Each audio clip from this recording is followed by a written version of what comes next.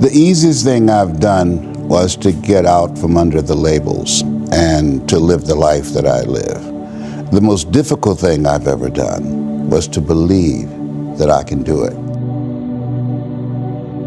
The difference is that when you don't know what's impacting you, and it's something that's holding you down and you're not aware of it.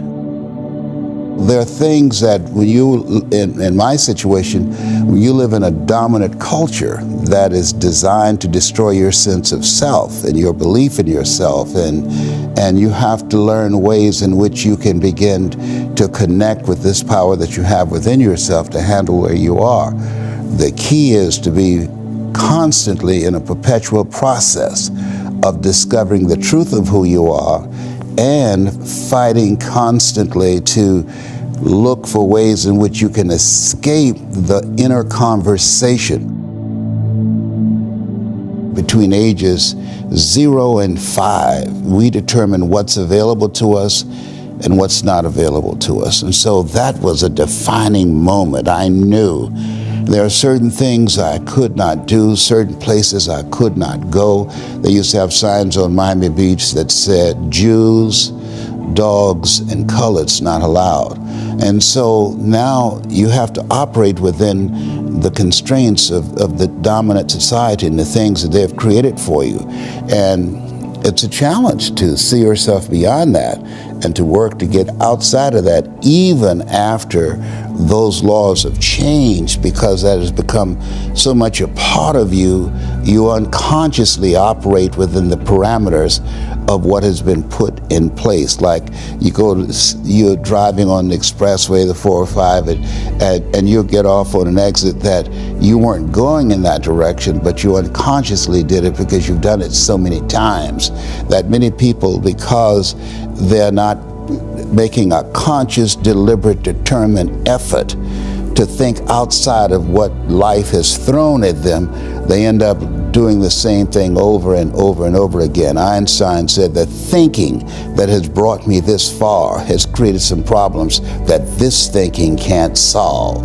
And so through relationships, through reading, through studies, through goals and dreams beyond your comfort zone, it allows you to begin to live out of your imagination as opposed to out of your history. Disney said, the imagination is a preview of what's to come.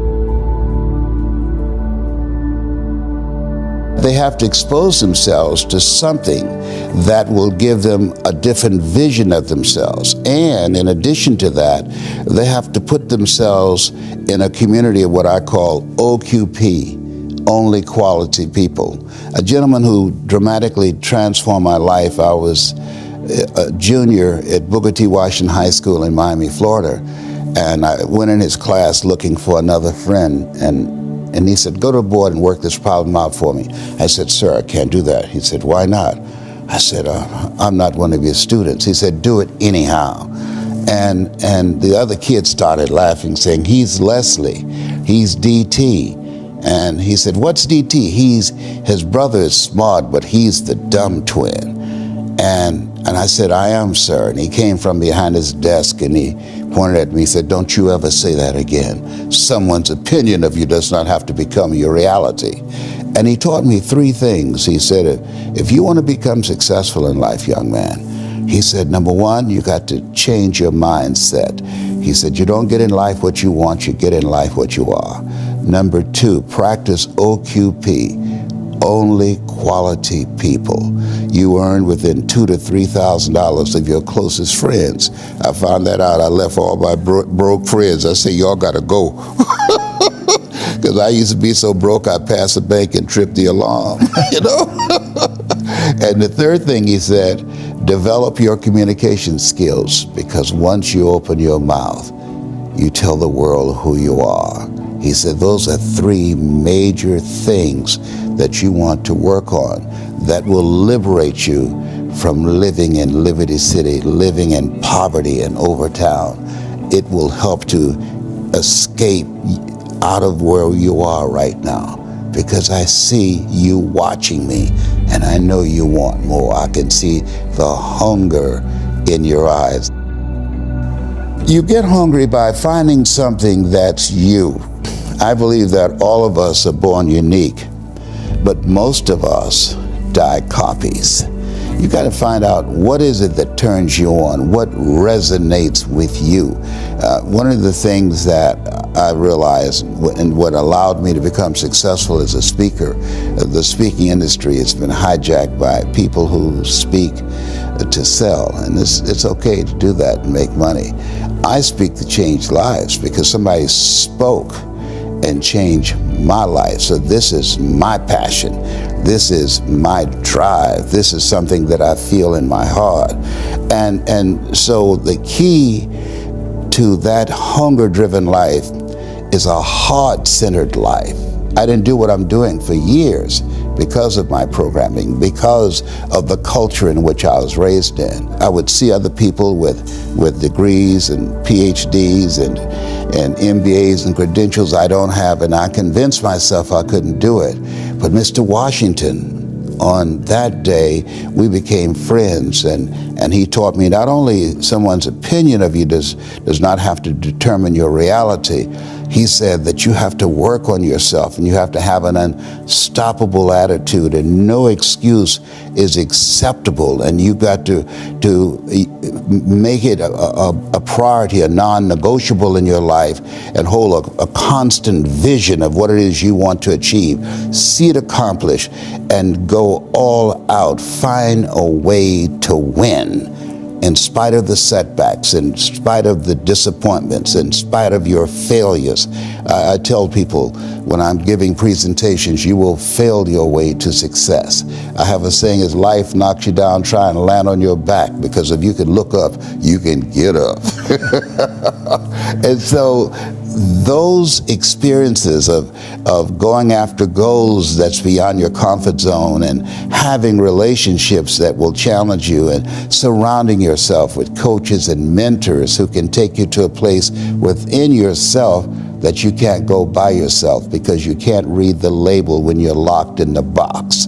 And so those experiences, they challenge you to go to that next level and continue to move forward in your life, doing new and exciting things that eye has not seen, ear has not heard, nor has entered the heart of mankind what God has in store for you when you live a heart-centered life, deciding that you're going to live a life that will outlive you. You're going to live a life that counts, a life that will build a legacy and change the planet. You know, Horace Mann said, we should be ashamed to die until we've made some major contribution to humankind. And so my goal is to make a major contribution to humankind.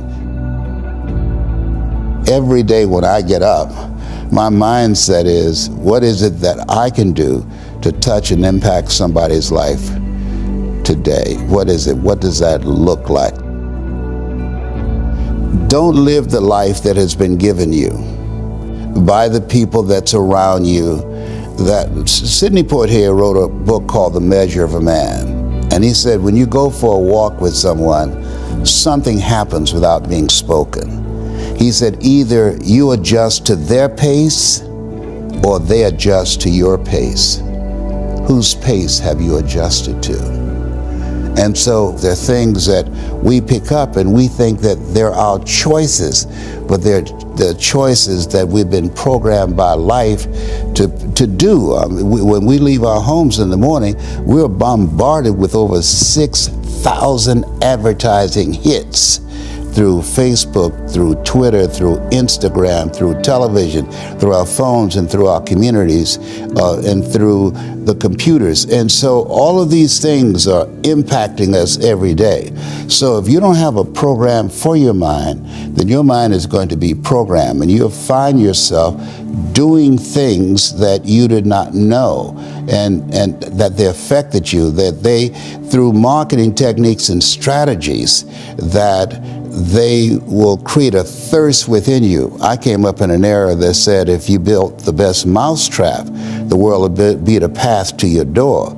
But if you know marketing, people will sleep outside your store to buy a telephone they've never touched or seen. But because of the marketing, they said, I got to have that. And when they get it, it's a smartphone, but they're a dummy because they don't know how to work it.